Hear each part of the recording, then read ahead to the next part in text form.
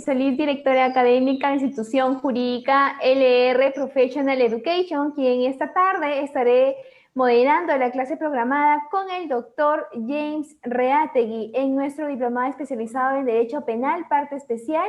El doctor es profesor de la maestría en Ciencias Penales de la Universidad Nacional Mayor de San Marcos, autor de obras de Derecho Penal y Procesal Penal, quien el día de hoy hablará sobre el tema delitos contra el patrimonio. Asimismo, nuestros participantes, alumnos LR, bienvenidos a esta clase. Muchas gracias por su asistencia. Doctor James, muy buenas tardes. Un gusto tenerlo con nosotros el día de hoy aquí. ¿Puede usted iniciar su clase?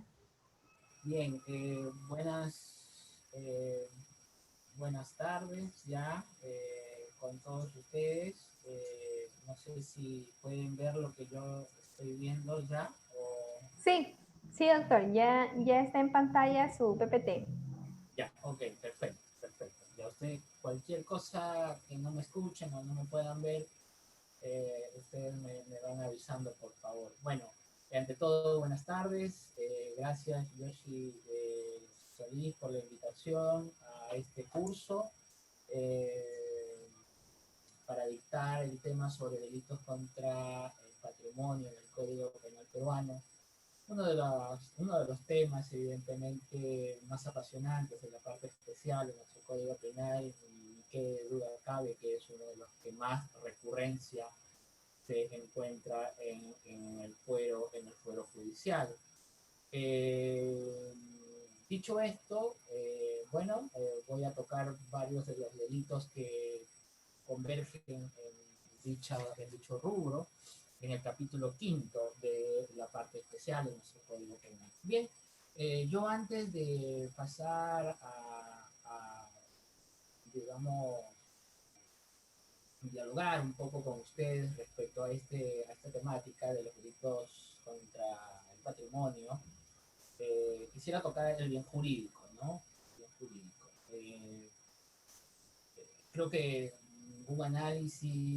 creo que no se puede realizar ningún análisis de la parte especial si es que no se parte de lo que finalmente protege los tipos penales de la parte especial. Y siempre es un bien jurídico, siempre es un objeto de protección.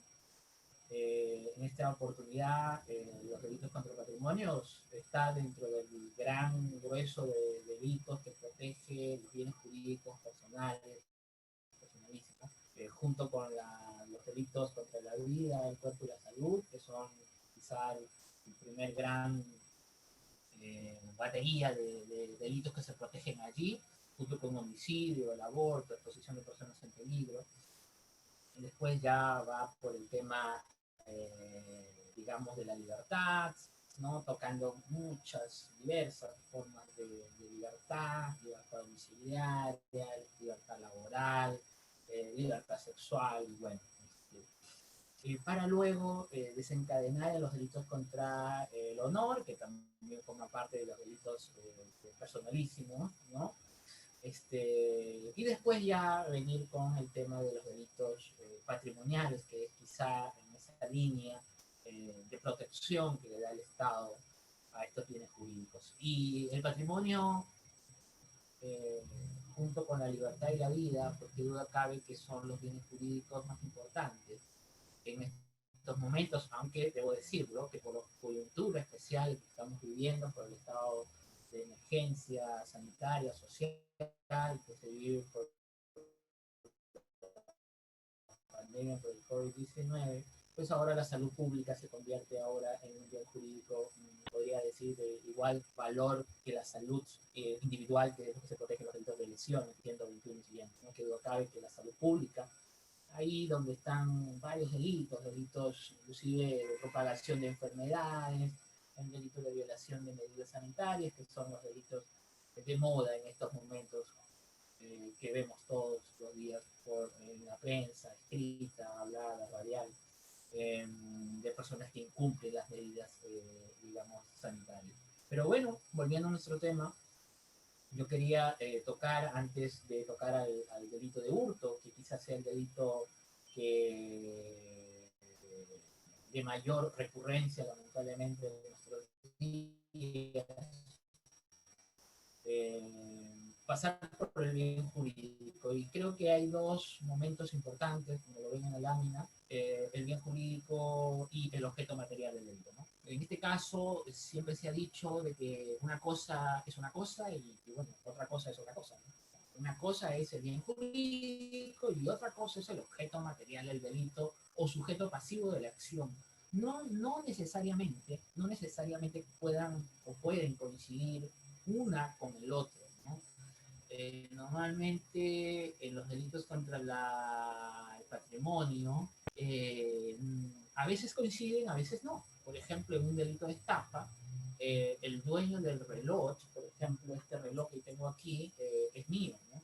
Y si yo me lo pongo en la mano y salgo por la calle y viene un tipo y me la arrebata de manera deliberada, con violencia y también amenaza, evidentemente yo sería el sujeto pasivo de la acción porque en mí cayó la acción del sujeto activo y obviamente yo soy el titular también del bien jurídico, patrimonio, porque finalmente se ve mermado mi patrimonio porque, bueno, se me llevó un reloj del costo que, bueno, estaría en el mercado en ese momento, ¿no? Ahí normalmente coincide, pero por ejemplo, no coincidiría en un delito de hurto, de hurto o robo en las mismas circunstancias cuando yo se lo doy a mi hijo, ¿no? Mi hijo, digamos, le doy este reloj que es mío para que él lo use un par de días y sin embargo en el último día él iba por la calle y justo en una esquina viene un tipo en una moto lineal y lamentablemente viendo su celular, bueno, lo atacan, le hacen, bueno, lo amenazan, un poco que lo golpean y se llevan el celular y se llevan el reloj. Evidentemente el reloj es mío, pero yo se lo había prestado a él. Entonces el sujeto pasivo de la acción vendría a ser obviamente mi hijo, pero el sujeto pasivo del delito, estamos hablando ya del patrimonio como un conjunto de bienes que se pueden, digamos que se pueden...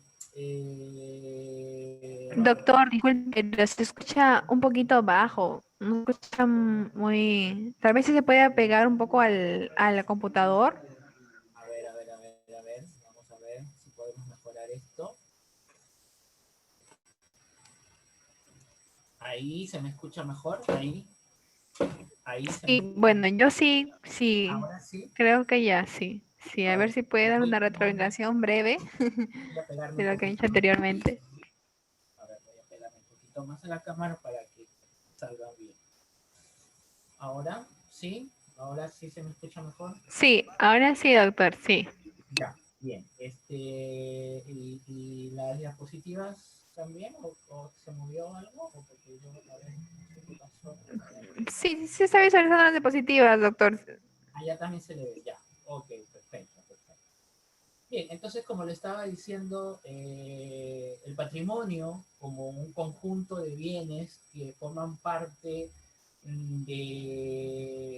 digamos, del conjunto de sacrificio humano que a veces les cuesta a las personas de armarse de un patrimonio valorizado en dinero, valorizado obviamente en bienes, en objetos, en dinero, y que forman parte justamente de ese binomio, digamos, progreso y ámbitos de libertades y justamente de disponibilidad de esos objetos que son obviamente dinero, en bienes, en servicios, ¿no? Todo eso forma parte del patrimonio. El derecho penal peruano, sobre todo, ha querido, a través de los tipos penales que se dan digamos, que se encuentran dispersos en la parte especial a partir del artículo 185, ha querido proteger ciertos ámbitos, digamos, de los objetos que la persona posee como parte de su vida, ¿no?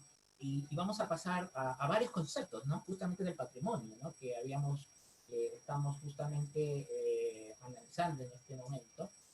Y nos vamos a dar cuenta, por ejemplo, que hay varias concepciones. Tenemos la concepción jurídica del patrimonio, tenemos la concepción estrictamente del patrimonio. Por ejemplo, la concepción jurídica del patrimonio indica de que solo son derechos patrimoniales aquellos reconocidos como subjetivos por el derecho privado público.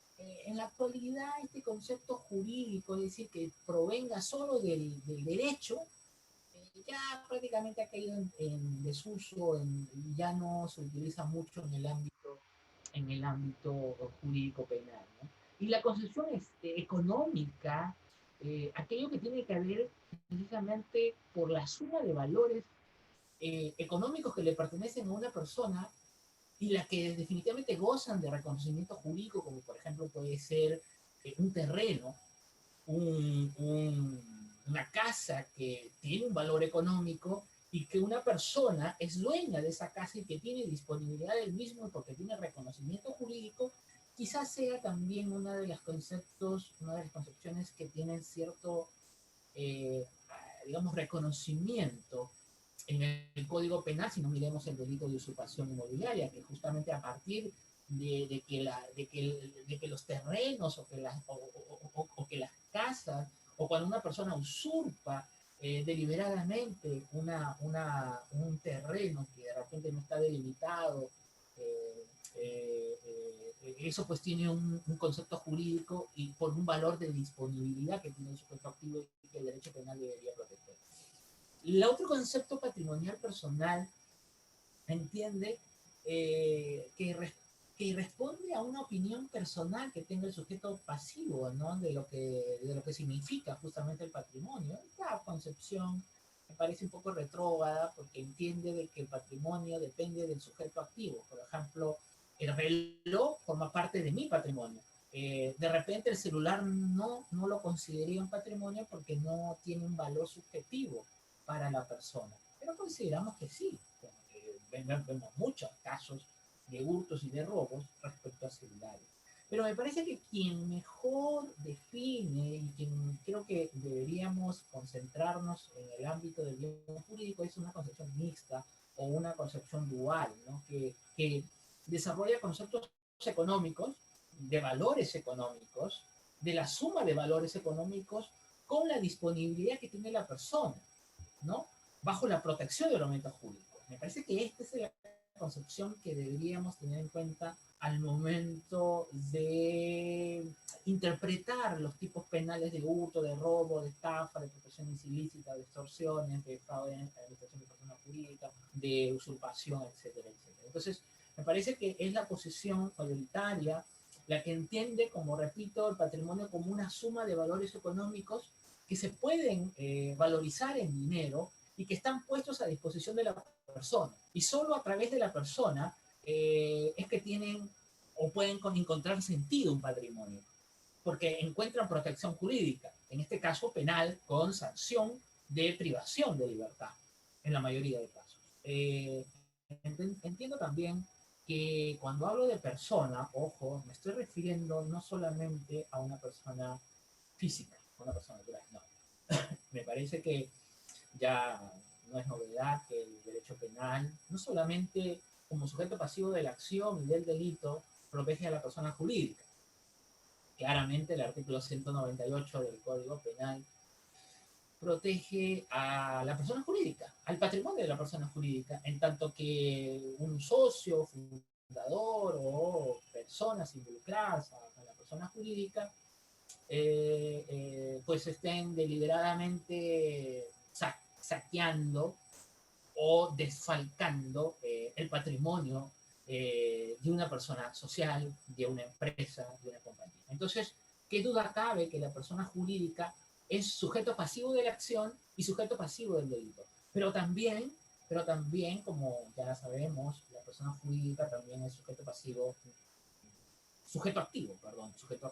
de los delitos a partir de la ley 30.424 con su reglamento solo para 5 o 6 delitos que ya, bueno, en otra clase capaz podríamos hablar sobre que la persona jurídica también ahora forma parte de los sujetos personales en el derecho penal. Bueno, vamos a entrar ya a nuestro tema, que es el hurto simple, ¿no? Que es nuestro primer delito que está en el Código Penal, que forma parte del pórtico de entrada de estos delitos, porque entiende que el hurto, y ahí está la descripción típica, que es lo que vamos a hacer en este momento, Y vamos a ir viendo, a desmenuzar básicamente este delito, poniendo algunos casos prácticos y que en cualquier momento, bueno, entiendo las reglas de juego de este curso, de esta charla.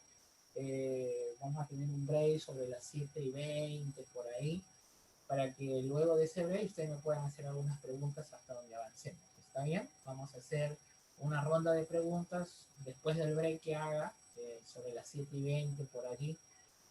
Vamos a descansar unos 10-15 minutos y luego de la misma, a través de la coordinadora, por favor, bueno, vaya recepcionando ya las preguntas que quieran hacerme hasta donde he llegado, por favor, para que desordenarme un poco en los temas que voy a avanzar de aquí hasta las 9 de la noche. ¿Está bien? Bien, vamos a tener el delito de hurto, que es prácticamente el apoderamiento ilegítimo que hace una persona sobre la cosa, una cosa que pues cosa mueble, cosa que se puede disponer por parte del sujeto pasivo, y sustrayéndolo del lugar donde se encontraba. Esto es muy importante, ¿no? Porque vamos a ver que en este delito de hurto, y vamos a ir ya de frente a desmenuzar la tipicidad objetiva, que es lo que en primer lugar quisiera conversar con ustedes. El sujeto pasivo, perdón, el sujeto activo, ya vamos pudiendo vislumbrar aquí, que es cualquier persona, ¿no? Es un delito de sujeto activo indeterminado, es un delito común, no está condicionado a una capacidad especial, no está condicionado a una cualidad personal que haga que solamente determinadas personas puedan cometer ese delito. Cualquier persona que tenga capacidad penal, es decir, capacidad de los 18 años para adelante, que pueda responder ante la ley penal, se sentirá pues capaz de ser posible sujeto activo o autores de este delito, porque se marca el prefijo el que en el artículo 185. Es evidente y es casi, digamos, una verdad de pelogrullo que el dueño, pues, el propio dueño, el propietario del bien no podría ser sujeto activo y pasivo a la vez, ¿no? Por ejemplo, yo mismo me auto sustraigo en este reloj, ¿no? No puede ser sujeto pasivo el dueño y propietario del bien. Porque entendemos de que si nosotros regresamos al tipo penal, dice el que se apodera legítimamente de un bien totalmente ajeno, ¿no? La ajeneidad, como ustedes ven en el tipo penal, la ajeneidad es digamos, el elemento normativo, porque no es un elemento descriptivo. La ajeneidad necesita una interpretación extrapenal que viene precisamente de la interpretación de los jueces, quienes van a aplicar la norma al caso en concreto, en una prisión preventiva, en una sentencia, y los fiscales cuando van a acusar en un caso de hurto, entienden que la ajeneidad es un concepto normativo, porque justamente eso es lo que diferencia de que el propietario, el dueño, no podría ser sujeto activo y pasivo a la vez. Bien, la acción de apoderamiento, que capaz sea lo más discutible, ¿no? La acción de apoderamiento implica pues un desplazamiento, ¿no? Un desplazamiento de un bien mueble. Está claro que el hurto solo puede ejercitarse respecto a un bien mueble, a un bien, a una cosa, que puede tener capacidad de disponibilidad por parte del sujeto pasivo, en este caso que es el dueño, el titular de ese bien jurídico. El apoderamiento también es un concepto que se utiliza mucho, por ejemplo, en peculado, donde se habla expresamente en el artículo 387 de apoderamiento, ¿no? Y lo más importante es que el apoderamiento implica la disponibilidad que tiene la gente en relación al bien jurídico sustraído, es decir, una situación de resultado de sustracción, ¿no? Y como dice la lámina, como dice la lámina, esta situación requiere que la gente la haya sacado del ámbito de custodia, ¿no?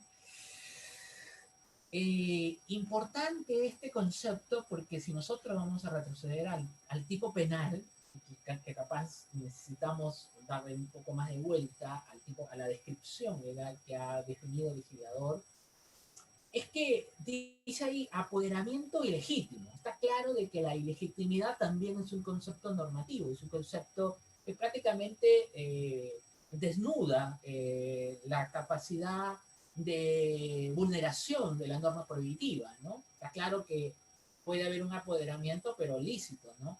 Puede haber un apoderamiento respecto a objetos que el propio dueño lo ha puesto en un lugar y lo quiere sacar a otro lugar. Es un apoderamiento legítimo en base a una titularidad de ese bien jurídico, porque así, digamos, el ordenamiento jurídico le ha dado esa potestad. Por ejemplo, compró motos, compró motocars, compró una flota de vehículos y que estaban en un lugar determinado y que luego de un tiempo lo quiere pasar a otro lugar. Ahí hay un apoderamiento legítimo.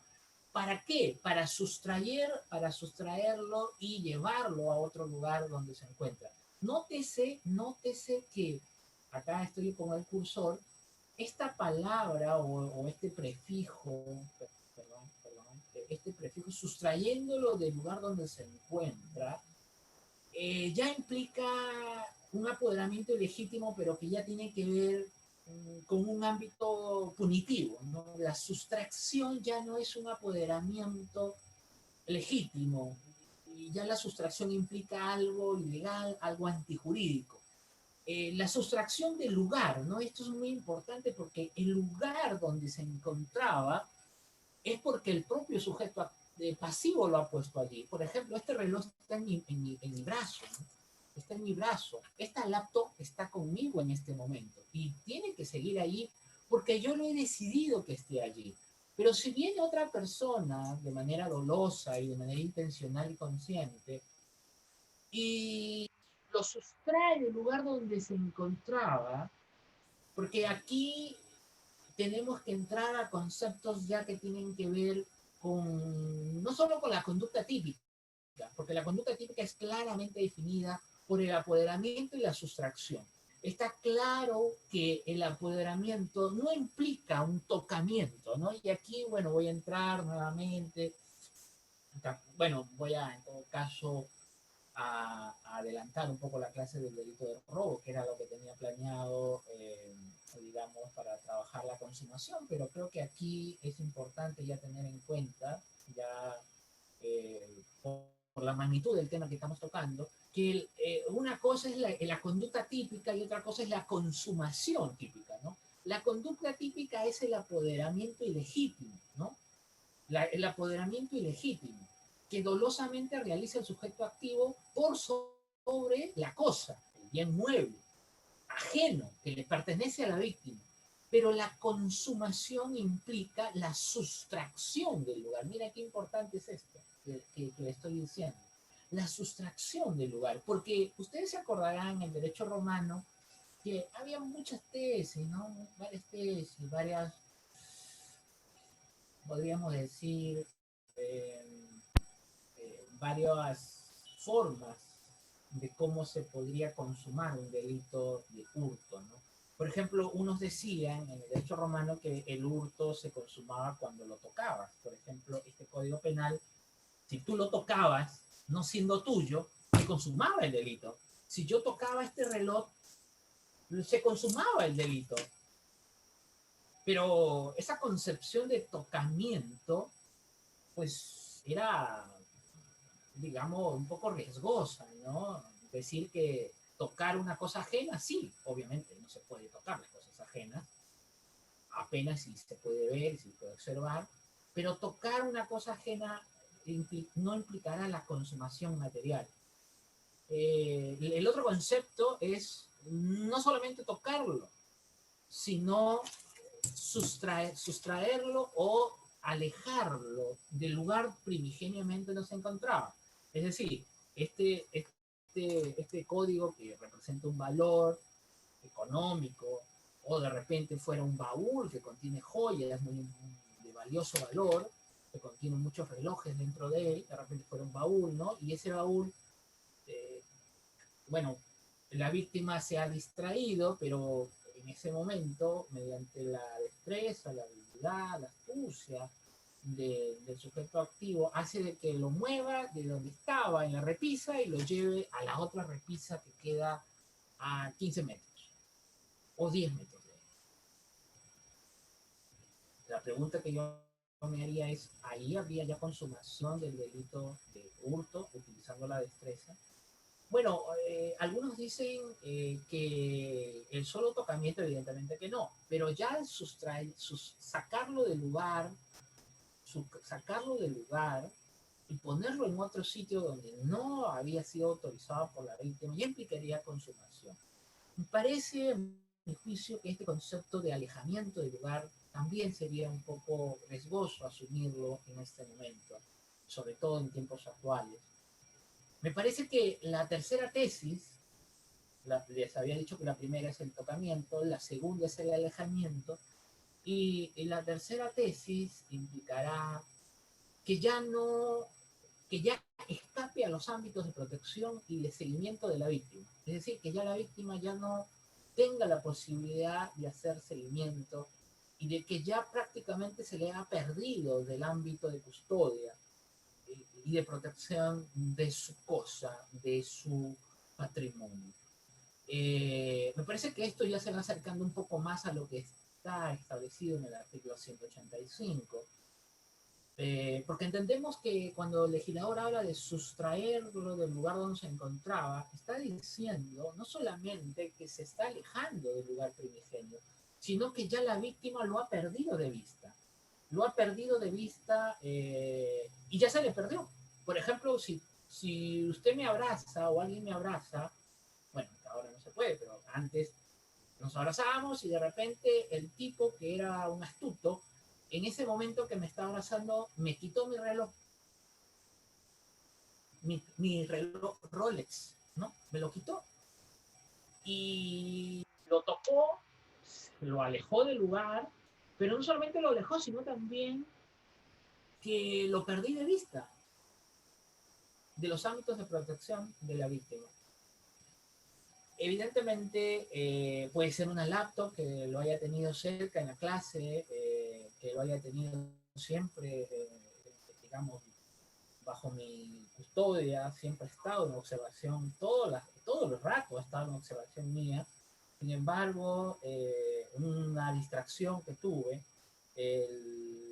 las dos personas que estaban cerca de mí y que tomaron mi confianza, que ese día los había conocido, pues me distraje un poco y lo que hace es tocar la laptop, alejarlo del lugar, pero no solamente alejarlo, sino meterlo por sobre su bufanda y sobre su blazer y prácticamente en 2 segundos desapareció.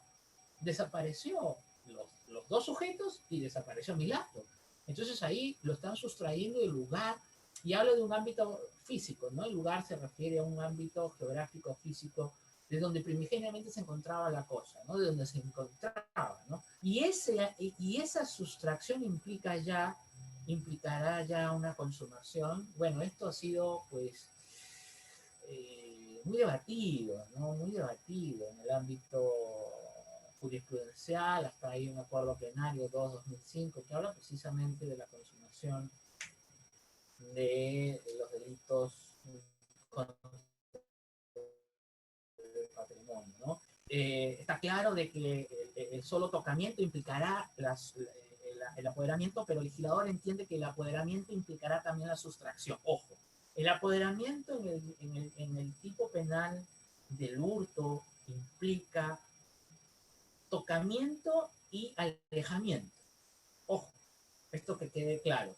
Apoderamiento ilegítimo, si le quieren llamar ustedes, implicará tocamiento y alejamiento. Pero la jurisprudencia nacional, con buen criterio, ha asumido que el tocamiento y el alejamiento, y no solamente digamos, eh, la pérdida de observación y de protección y de vigilancia de la víctima, hasta ahí me parece que no quedaría claro la consumación.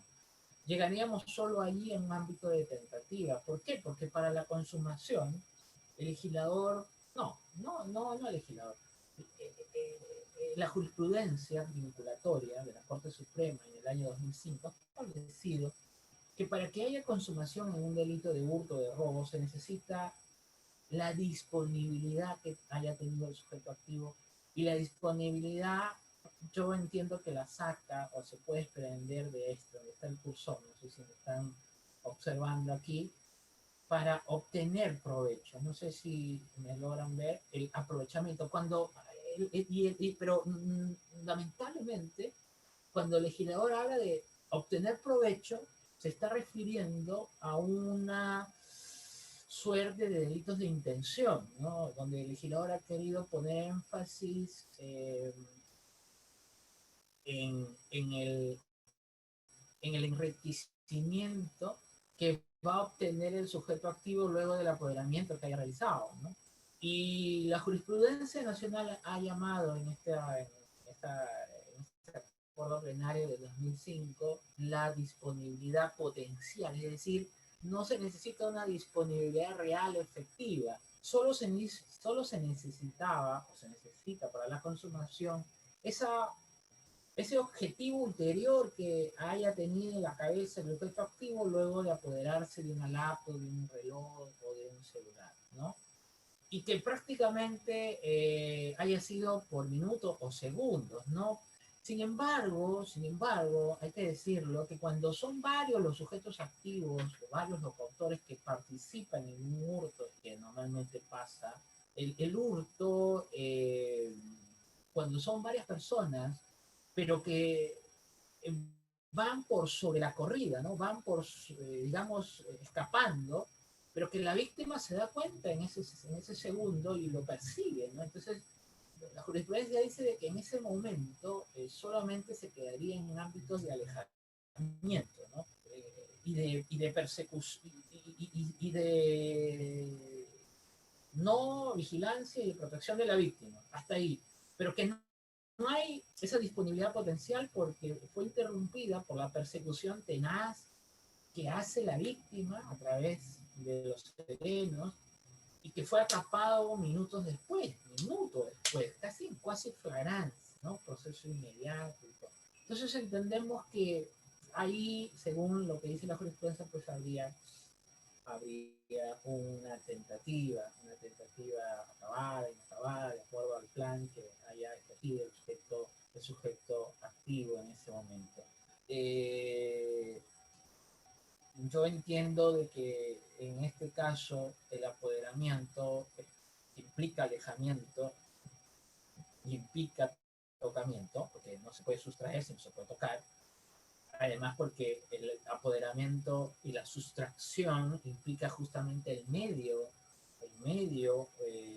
típico, obligatorio para entender este delito. Por tanto, la acción puede tener lugar no solo con la aprehensión manual, esto es muy importante, sino que puede valerse de ciertas fuerzas extrañas. Esto también es muy importante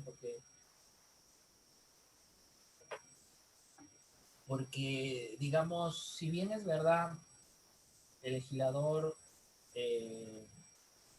no lo ha dicho de manera expresa,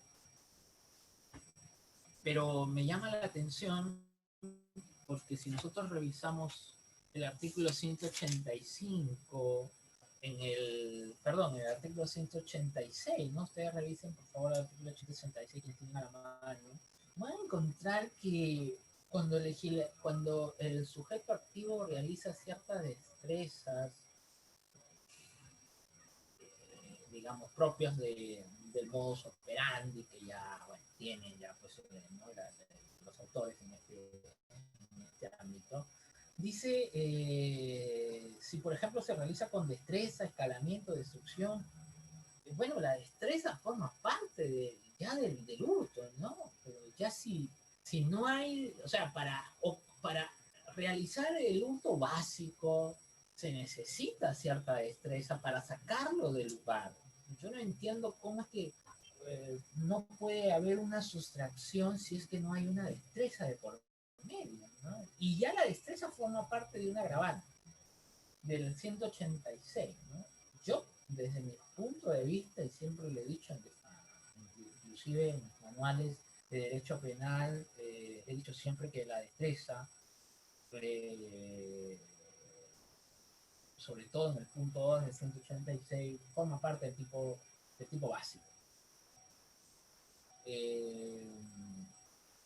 Y no podría estar en un tipo grabado, ¿no? Forma parte del concepto mismo de, de, este, de hurto. Como ustedes pueden ver, no solamente puede hacerse de forma manual per se por el sujeto activo, sino puede valerse inclusive de fuerzas extrañas, como podría ser utilizar un perro adiestrado o a través de un niño, con lo cual ya aquí entramos a trabajar o entramos a la aplicación de la autoría inmediata, ¿no? Por ejemplo, si yo utilizo un perro adiestrado y estoy en el parque, ahora que se permite, bueno, ir por los parques y tengo mi perrito, y veo pues que hay un celular que está tendido ahí en el gras, ¿no? En el gras, y la pareja pues está muy acaramelados ahí, encendidos de amor de repente cerca de ahí, y el celular, los dos celulares lo han dejado prácticamente a diestra y siniestra de la gente, ¿no? Entonces lo que hago yo es, mi perro ya sabe, le doy algunas tácticas, unos tips, y lo mando al perro para que me traiga los celulares. Y efectivamente me los trae. Nos trae, lo que hago yo es, me los trae, me subo a una mototaxi y me voy del lugar de los hechos. Fue un momento de distracción capaz de esa pareja, minutos que tuvo, le costó caro porque mi perro se llevó los dos celulares, ¿no? Entonces, o podríamos utilizar también un niño que uno podría pensar, en el caso de los tenderos, que se ha visto mucho por la televisión, que han sido utilizados, ¿no? En los supermercados, ¿no? Llevándose ropas, mercadería de supermercados, ¿no? Y justamente para no levantar sospechas. Aquí nuevamente entramos a ese gran tema de la autoría inmediata, ¿no? La autoría inmediata, ¿no? La autoría inmediata, que es una fórmula que utiliza el legislador en el artículo 23 del Código Penal, ¿no? El artículo 23 trabaja la autoría individual por sí, por intermedio de otro. Cuando habla de otro, se está refiriendo a no necesariamente una persona, sino a un instrumento, ¿no? Un instrumento que podría ser tranquilamente un perro o una cosa o una persona. Entonces, creo yo que si se ve en estos casos, yo creo que ese autor, esa persona que se llevó los dos celulares, tranquilamente podría ser objeto de este delito. Y podríamos discutir inclusive si fuera de noche, o inclusive la cosa se pone agravatoria porque los ámbitos de protección y vigilancia bajan obviamente un poco más a la noche, entendiéndose por noche a las 6 a las 6 de la tarde. Digamos, la noche, bueno, la discusión es si es digamos, por las horas o por la oscuridad, ¿no? Si es por la hora cronológica o si es por la oscuridad, ¿no? Porque la noche implica oscuridad, entonces eso es una discusión que creo que hasta ahora no se podría cerrar. Para mí es un tema básicamente de oscuridad, o sea, la noche está sujeto a que sea oscuro. Puede ser de día, pero puedo estar en un lugar donde esté todo oscuro. ¿Se da la agravante o no se da la agravante? Es a las 7 de la mañana, pero estoy en un lugar oscuro, todo está oscuro. Habemos varias personas, pero los ámbitos de protección respecto a mi cosa, a mis bienes que los tengo conmigo, decaen un poco. Y de eso se aprovecha el sujeto. Aquí vemos justamente esas teorías a las que habíamos hablado hace algún momento. La atractio, la aprehensión, la conocidas vía hablar, ¿no?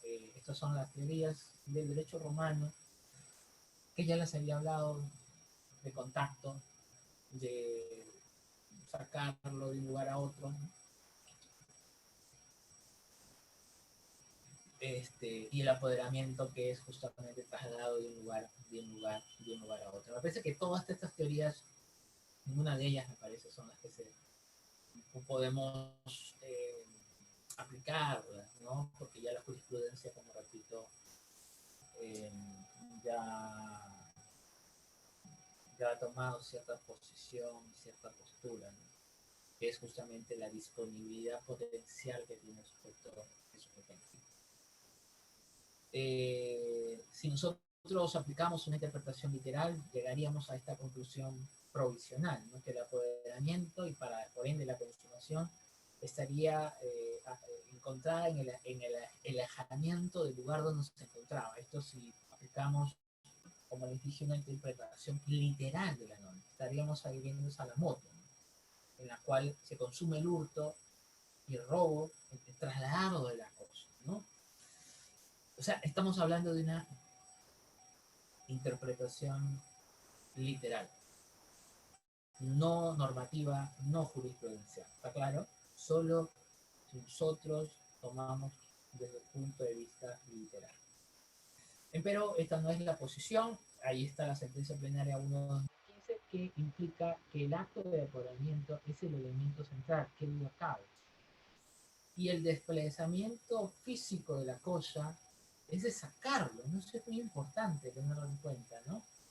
Que es justamente el desplazamiento físico de la cosa del ámbito de poder patrimonial de su tenedor legítimo, de la esfera de posesión, y claro, a través de los actos de realización de los actos posesorios, que yo los tengo, pero que ahora ya no, porque ya ahora pasó en manos del sujeto activo, que si el desplazamiento no viene acompañado de la disposición, por esto es muy importante, porque el fin último del apoderamiento, que duda cabe, que es la disposición que el sujeto activo tenga de mi reloj Rolex, ¿no? La disposición, ya sea usarlo para fines personales o para venderlo, ¿no? O sea, el fin último del apoderamiento, de robar celulares por cualquier, no es que uno las máximas de la experiencia han demostrado que el objetivo de hurtar o robar celulares no es coleccionarlos, sino es venderlos. Por eso si el desplazamiento no es, o si el desplazamiento no va acompañado de la disposición económica, vamos a decirlo así, o un enriquecimiento ilícito, para hacerlo más amplio, pues no habrá un perfeccionamiento, ¿no? O sea, tiene que haber una mínima disponibilidad, aunque sea, digamos, que haya sucedido solo por algunos segundos o minutos, ¿no? Que duda cabe que después de algunas horas que haya pasado y que luego se recupera las laptops o se recupera los televisores que habían sido robados, hurtados de la casa, que duda cabe que ahí hay una consumación porque ya el sujeto activo se sintió dueño, ¿no? Es mío, ¿no? Entonces, inclusive se jacta de que, bueno, de que los tiene ahí en su poder, ya implicará una consumación. Y que obviamente antes de la disposición y que solo se haya quedado en desplazamiento es un delito, habrá quedado en grado de tentativa.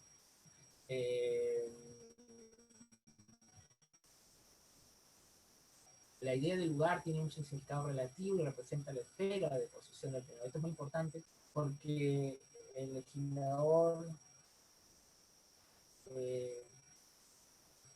digamos, ha querido expresar el ámbito de lugar en la esfera, ¿no? En la esfera, digamos, el lugar está muy relacionado a la esfera de posesión, ¿no? Al lugar de custodia, porque el lugar lo ha puesto el sujeto pasivo. Ese es el lugar que yo lo he puesto. Y yo tengo plena facultad de poder dejarlo aquí como lo podría haber dejado en otro lugar. Y nadie, absolutamente nadie, puede alejarlo del lugar. Porque quien lo hace se vuelve un normativo, que es lo que les había dicho. Objetivamente puede haber actos de desplazamiento por parte de la gente por el delito de hurto. No habrá hurto cuando la gente se apodera a su dueño de los caballos del vecino que espontáneamente pasaron a su esfera de dominio. Esto, digamos, hasta podría ser algo risible, ¿no?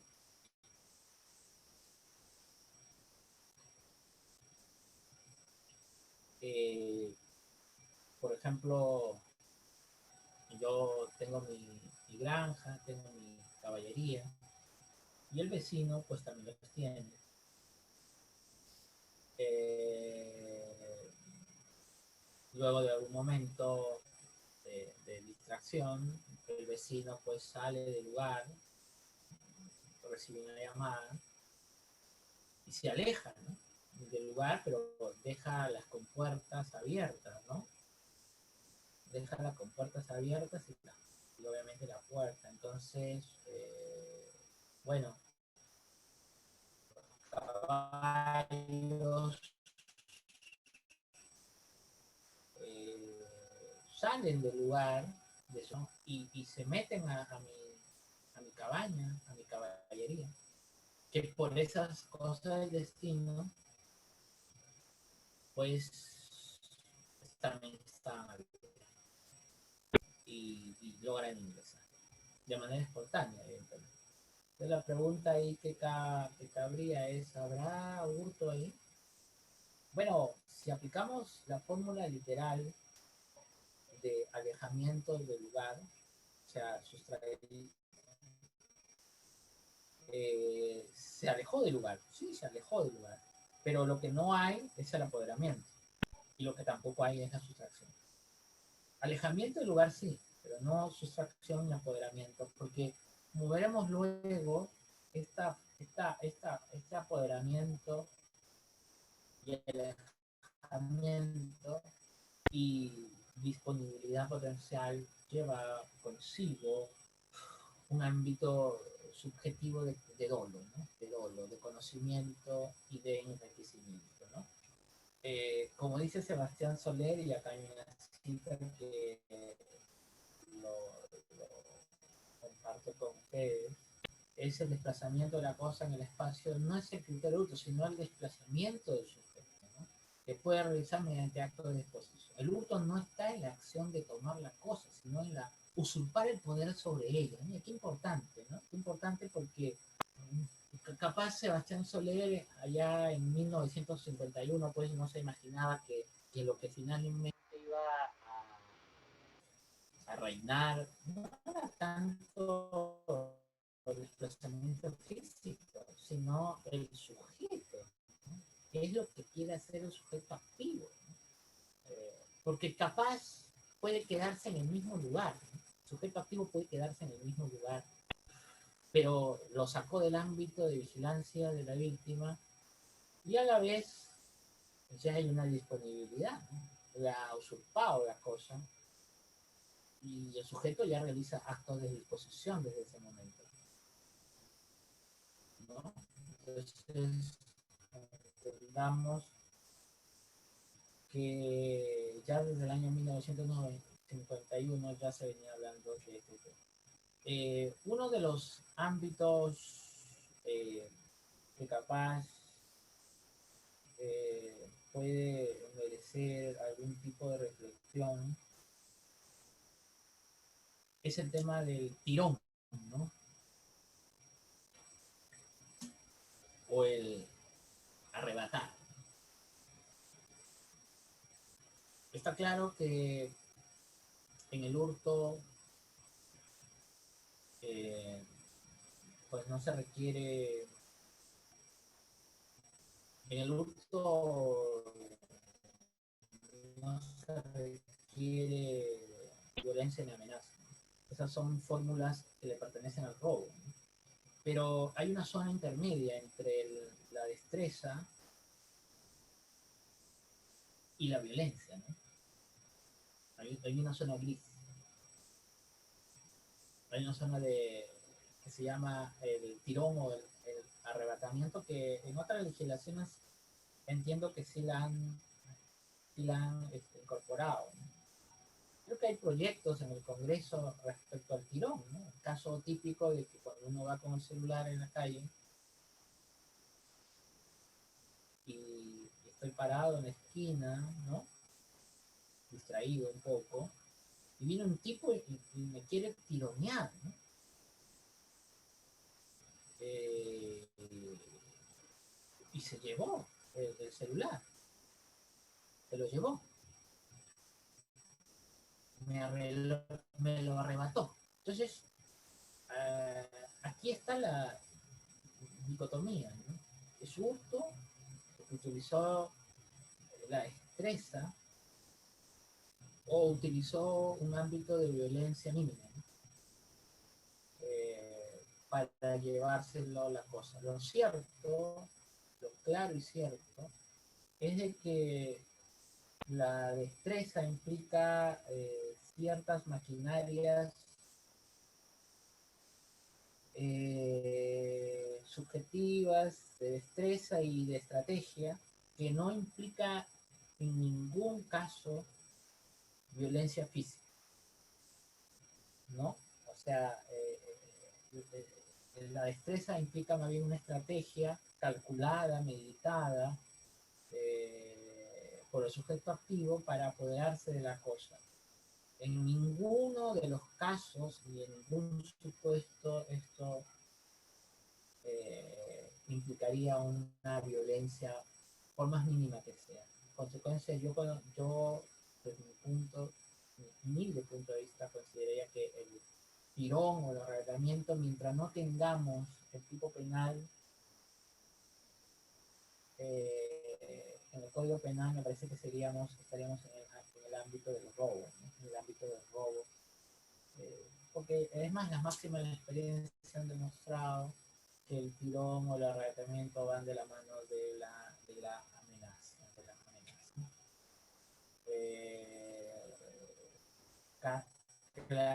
Claro, ejemplo, lo que ustedes están viendo allí, ¿no? Tirón de las carteras, ¿no? Que pasa, que pasa mucho por, digamos, en los casos que se ven en la televisión, ¿no? Y que normalmente los fiscales, con buen criterio, hasta que, como repito, no tengamos el delito de hurto, perdón, de tirón, pues seguirán siendo robos. Es más, acá la Corte Suprema ha establecido que, contradictoriamente, el arrebatamiento del monedero del hábito cuando se encontraba en un mercado se subsume, dice, en el hurto, ¿no? Porque demostró apoderamiento, esa destreza, dice. No ha ejercido violencia física, ¿no? Un ejecutorio del 97, ¿no? Sería interesante, podríamos ponernos a discutir sobre este tema. La verdad que estaría bueno que, que podamos hacer algunas preguntas. Yo sé que algunos de repente piensan distinto.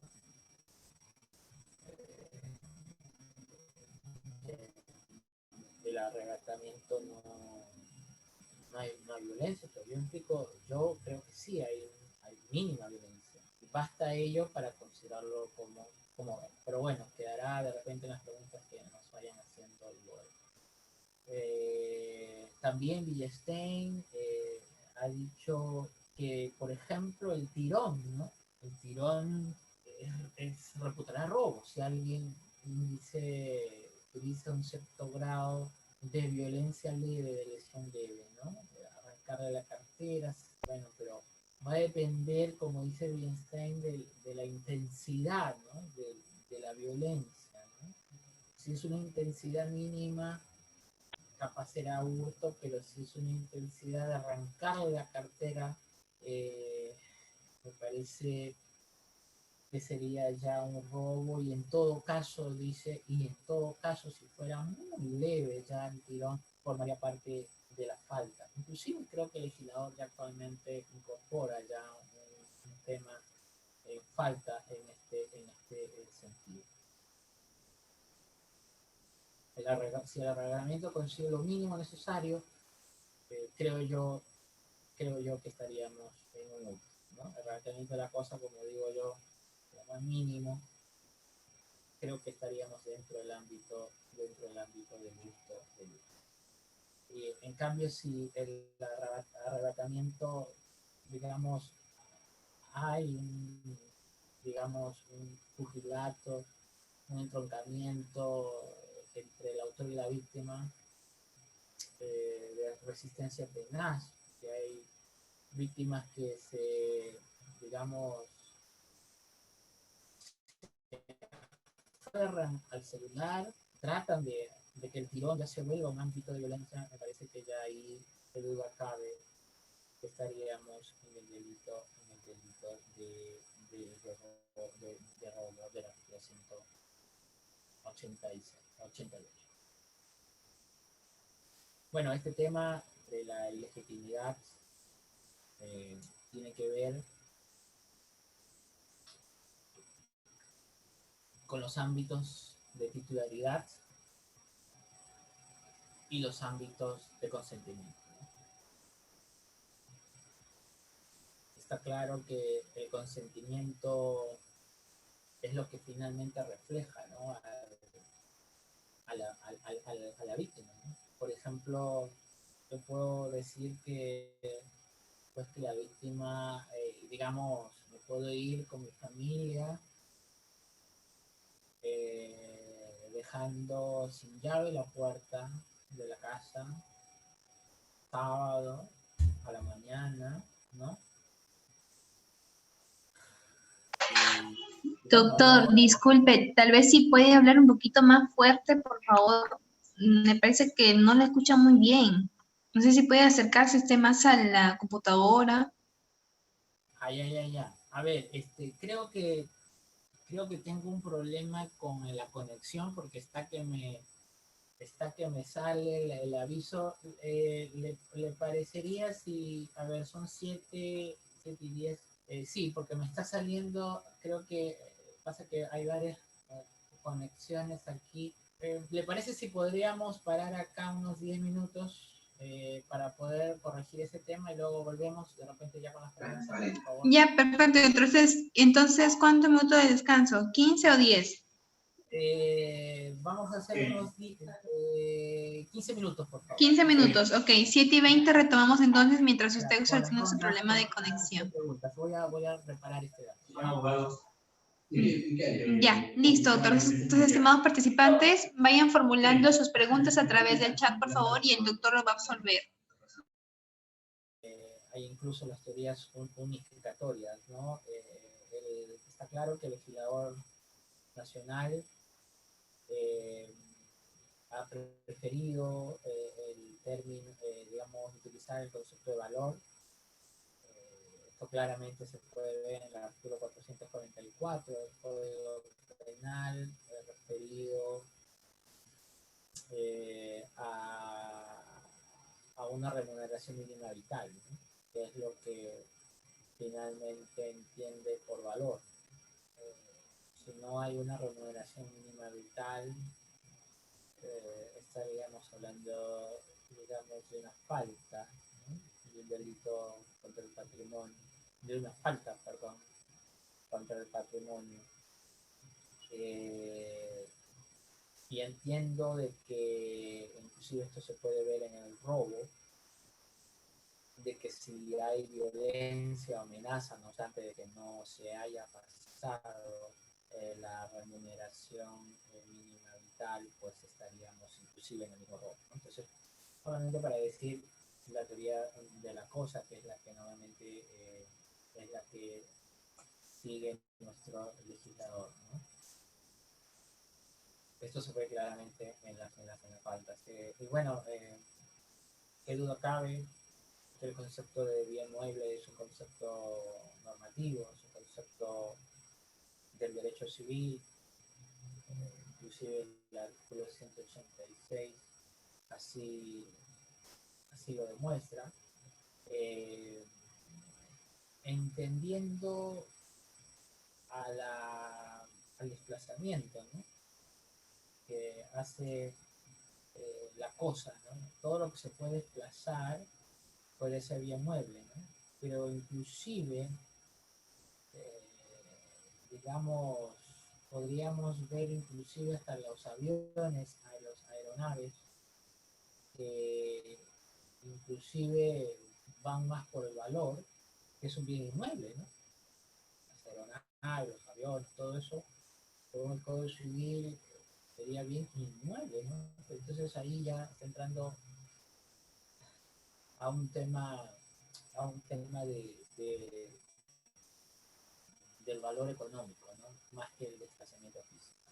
Bien, vamos ya a quedar claro que lo que está en Franco, la conducta típica es el concepto de ajeno, ¿no?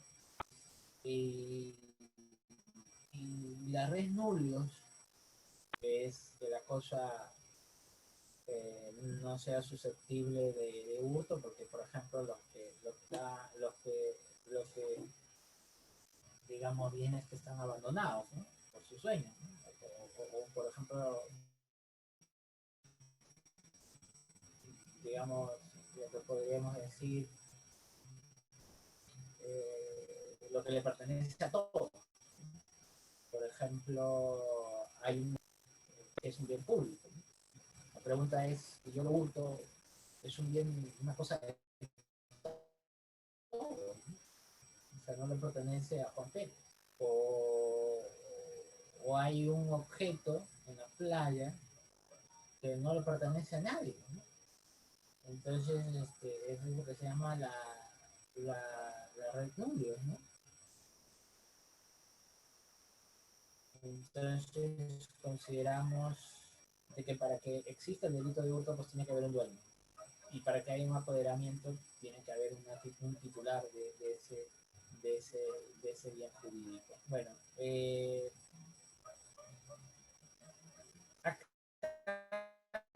hay algo extraño porque inclusive, bueno, tan normativo es el concepto de bien mueble que inclusive el legislador nacional penal ha querido que la energía eléctrica forme parte del bien mueble, ¿no? O el espectro electromagnético que a veces uno puede disfrutar, ¿no? O sea, las radios, el espectro electromagnético respecto a una onda radial, por ejemplo, que yo no lo puedo usar, y nadie se está dando cuenta, ¿no? Capaz ese concepto no está en el Código Civil, ¿no? Porque normalmente el concepto de bien mueble lo sacamos del Código Civil, de derechos reales, pero ahí no vamos a encontrar la energía eléctrica, el agua, el gas, cualquier otra energía, ¿no? De valor económico, ¿no? Sin embargo, como ustedes ven en la lámina, sí encontramos ciertos cuestionamientos respecto al derecho romano, que, bueno, que se había tomado en cuenta, ¿no? La transportabilidad, ¿no? Que era lo que le hablaba al inicio, ¿no? Que era lo que marcaba eh, cuando un bien es mueble, ¿no? La transportabilidad. Sin embargo, hoy día existe un concepto extensivo, producto legislador nacional, que inclusive la energía eléctrica, sin ser bien mueble en el Código Civil, resulta, formaría parte del concepto de sustracción, ¿no? Pero por el valor económico. ¿Se acuerdan que había una lámina que les mostré al inicio de la clase que era el valor económico, finalmente lo que también podríamos darnos cuenta, ¿no? Y consideramos que en este caso, en la segunda parte del artículo 185, se habla justamente de eso. Inclusive, también se habla de los recursos pesqueros objeto de mecanismos de asignación de límites máximos de captura por embarcación, ¿no? Ahí estamos claramente el legislador se ha decantado claramente por el concepto eh, económico, más que jurídico, ¿no? Bueno, y con esto quiero cerrar este tema del hurto para entrar a las preguntas. No sé si de repente deben haber algunas, pero quiero cerrar este tema del hurto con que si es un dolo directo, un dolo eventual, o es un elemento subjetivo distinto al dolo, ¿no? Para mí es claramente un concepto normativo, ¿no? Un concepto normativo y es un concepto de elemento subjetivo distinto al dolo. En el hurto me parece que no nos contentaríamos solo con el dolo, sino me parece que el legislador está necesitando elementos subjetivos más allá del dolo, el aprovechamiento, ¿no?, propio. Y me parece que ese ánimo de lucro que no espera finalmente que se dé, el legislador solo lo ve como un objetivo finalístico, pero no como algo real que finalmente se dé. Porque si se da, formaríamos, creo, ya parte de otro delito, receptación, en todo caso, si es que se llega al fin último que el legislador se había propuesto, ¿no?, que es justamente vender la cosa. Y ya pasaríamos, como le digo, a un delito de receptación. Entonces, haciendo una breve conclusión, tipicidad objetiva, es un delito común, apoderamiento, alejamiento, cosa mueble, totalmente o parcialmente ajena, sustrayendo el lugar donde se encontraba. Y bueno, si hay destreza, escalamiento, rompimiento de obstáculos, formaría parte ya de, de un agravante, de un primer grado de agravante, y que obviamente el sujeto activo conozca y tenga la voluntad de todos estos tipos, ¿no?, que sea consciente de ello, porque si no es consciente de ello, si no conoce que la cosa es ajena, estaríamos en un error, ¿no? Cuando yo me llevo el saco de otra persona, ¿no?, en un restaurante, ¿no?, estaba en un restaurante, ¿no?, estoy conversando, mi saco lo dejo en la silla, ¿no? Sin embargo, cuando me voy, cuando me despido, ¿no?, pues me llevo el saco de la otra persona, ¿no? Obviamente lo estoy alejando del lugar donde se encontraba, ¿no? Pero claramente ahí no hay conciencia ni voluntad de hacer los elementos objetivos del tipo, ¿no?, que es el ánimo de lucro, que es lo que se necesita justamente en la tipicidad subjetiva. Bueno, yo aquí cerraría, bueno, los casos de hurto, el caso de hurto de uso, que es el uso momentáneo del bien, aunque esto poco se ve en la realidad, aunque más que todo lo hice para que vean que siempre la sustracción está de por medio, y que, por ejemplo, yo me puedo sustraer, no sé, los libros de la biblioteca, ¿no?, que no son míos, pero después los devuelvo, ¿no? Pero o sea, claramente es ajeno el libro o varios libros, me los llevé de manera momentánea, pero con el fin de hacerlo uso momentáneo, ¿no? Pero la condición es que se devuelva. Y cuando se devuelve es ahí que se consuma el delito de uso.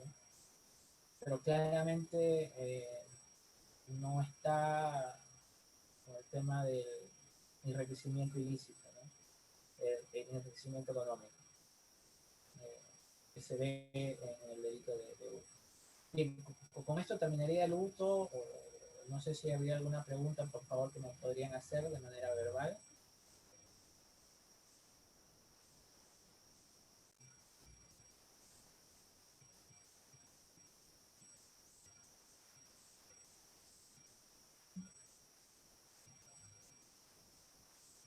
¿Aló? ¿Sí me escuchan?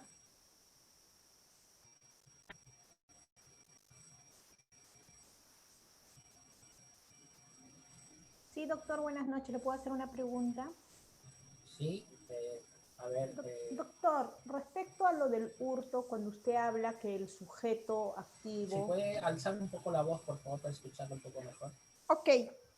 Respecto a lo del hurto, usted ha mencionado que el sujeto activo tiene que tener al menos un mínimo de disponibilidad del bien que sustrae para que éste se pueda configurar el delito, ¿no?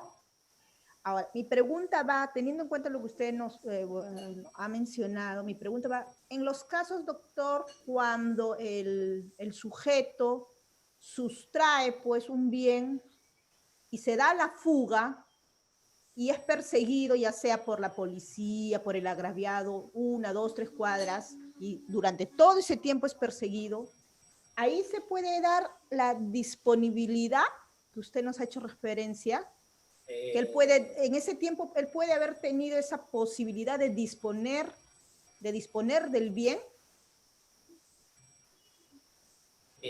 Yo considero que cuando hay persecución instantánea, no hay disponibilidad.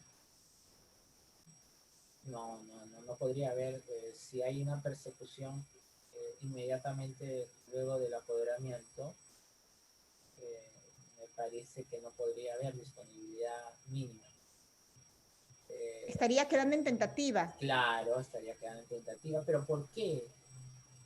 Porque la condición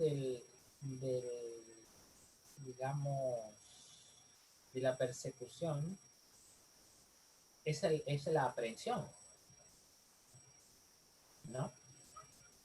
O sea, esa es la condición, porque si solamente hay persecución sin aprehensión física, hay consumación. No sé si me dejo entender. No, sí lo entendí, doctor. Muchas gracias. Claro, sí. O sea, toda persecución está sujeto a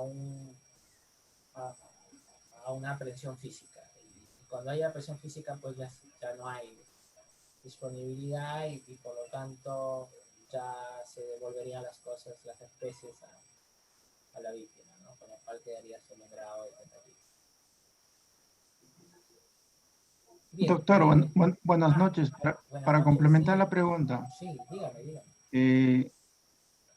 Lo que quiero saber es si por decir en estos famosos robos de los que roban en los buses o combis, ¿no?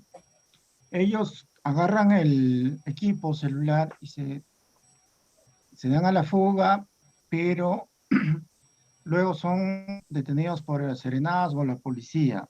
En ese caso, ¿también queda en tentativa o ya es un tema consumado? A ver, por favor, si me puede repetir el caso un poco más detallado para ver porque son Por decir muy... en el caso cuando es una sustracción de un equipo celular dentro de un bus, combi o que se quiera llamar.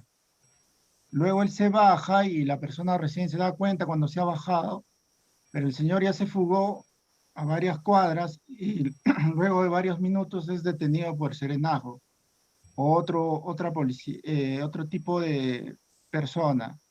¿En ahí queda en tentativa o es consumado?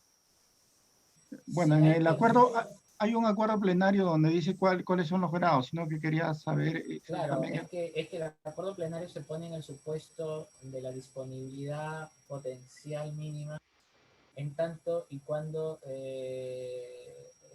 no sea perseguido. O sea, si no es perseguido, eh, si no es perseguido y, digamos, lo atrapan luego de algunas horas, hay consumación. Pero la condición del acuerdo plenario es la persecución. Ahora, está buena la pregunta, porque permitiría ver el tema de los sujetos activos, ¿no? Cuando son varios. Porque si el motín, dice, es recuperado, digamos, por varios sujetos, o sea, son varios los que corren, varios los que atrapan, o digamos, los que cometen el delito, pero el botín es recuperado, hay tentativa. Si no es recuperado, obviamente habrá consumación. Pero reitero, la consumación va en función a la persecución o no. Y eso implicará mucho el tema de, digamos, de la disponibilidad que exista o no, ¿no?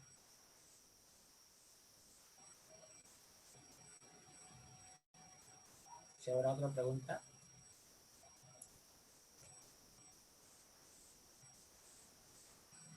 Bien. A ver, vamos a entrar al delito de robo, ¿ya? A ver, en el delito de robo pasa algo igual prácticamente que el hurto. Con lo, hay ciertos aditivos, incorporaciones, ¿no? Que es la violencia y la amenaza. Pero entra, como ustedes ven en negritas, el peligro ya no solamente a la sustracción, sino ya el peligro, o sea, al acoso, obviamente, que se pierde, sino ya implica un peligro para la vida misma, la libertad física, ¿no? Como dice, la vida y la integridad física. Porque aquí ya entra la amenaza o la violencia que puede ejercer el sujeto activo. Por eso os he dicho que este bien jurídico, este delito es un delito pluriofensivo, ¿no? Es un delito pluriofensivo, que la única diferencia capaz sea con el hurto es los medios, ¿no? Los medios usados. Porque después todo lo tiene. Y la gran diferencia es en el medio empleado.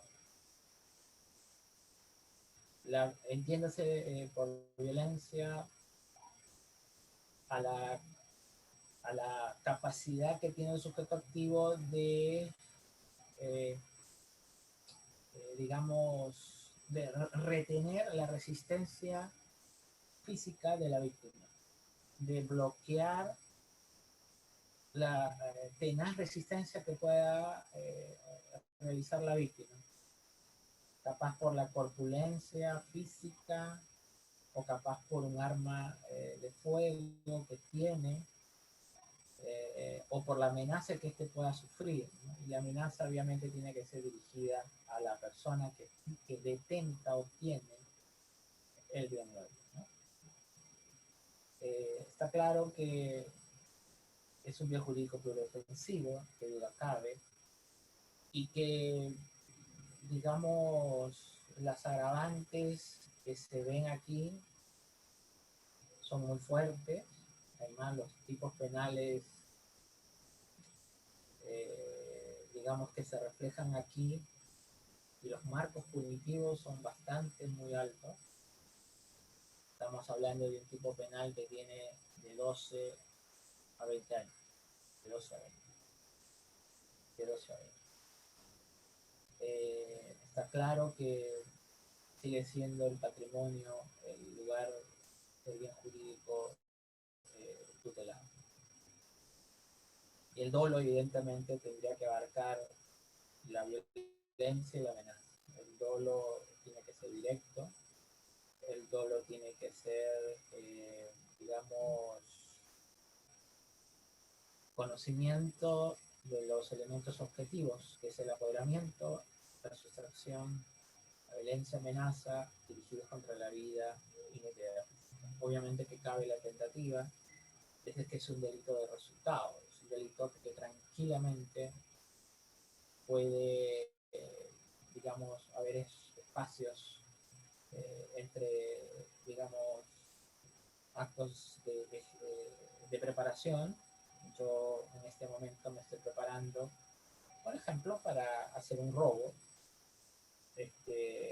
y lo voy imaginando, digamos, haciendo encender la moto, tener el arma cargada con las municiones abastecidas y haciendo un croquis más o menos de las posibles víctimas que, digamos, que voy a atacar. Desde ahí hay una preparación. Obviamente la preparación luego se va a convertir en un tema de ejecución, que es cuando yo ya enciendo la moto y voy con mi casco y voy con el arma abastecida y ya acercándome por minutos ya a mis posibles víctimas. Ahí, a mi juicio, habría una ejecución y ya estaríamos en la parte de la tentativa del artículo 16 del Código Penal, ¿no? Porque el artículo 16 dice inicio de la ejecución, ¿no? Inicio de la ejecución. Considero yo de que ahí habría un inicio de ejecución, pero de repente cuando yo ya me acerco y trato de quitar el celular con la cartera a la víctima, es que la víctima ejerce tenaz resistencia, ¿no? Obviamente arriesgando la vida, ¿no? Porque yo tengo un arma abastecida. Pero en ese proceso de ejecución no se logra la consumación porque obviamente me doy cuenta que seguir allí, seguir con la víctima atrapado ya por varios minutos me puede traer problemas. Y bueno, desisto, ¿no? Un desistimiento voluntario, ¿no? Y me retiro de la escena del crimen, ¿no? Voluntariamente. Con lo cual, pues habría una tentativa acabada, inacabada, bueno, dependerá mucho del plan criminal que uno tenga, pero está claro de que allí ha habido una tentativa, porque luego de algunos minutos la víctima avisa a la policía, ¿no? Para que luego de la persecución y de serenos y la policía pues logren atrapar. Pues está claramente que ahí hay una tentativa. Hay una tentativa. Bien, ahora nos salimos del ámbito de los delitos de arrebatamiento, podríamos decir, para entrar a los delitos de apoderamiento, ¿no? Una cosa es el arrebatamiento, que ahí está el hurto y el robo, y ahora vamos a los delitos de apoderamiento, o más propiamente de la apropiación ilícita. Yo quisiera que, si hay alguna pregunta en relación al robo, me la pueden hacer en este momento.